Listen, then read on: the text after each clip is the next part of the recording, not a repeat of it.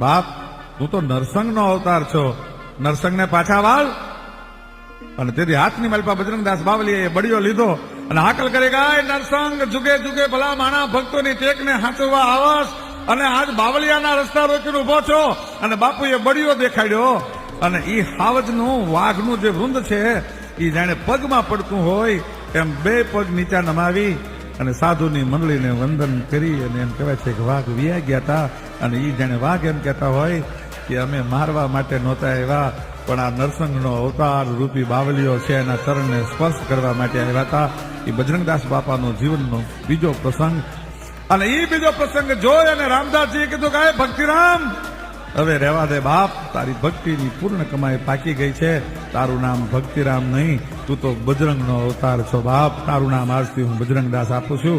ત્યારથી બજરંગદાસ બાપાનું નામ ભક્તિરામમાંથી બજરંગદાસ બન્યું.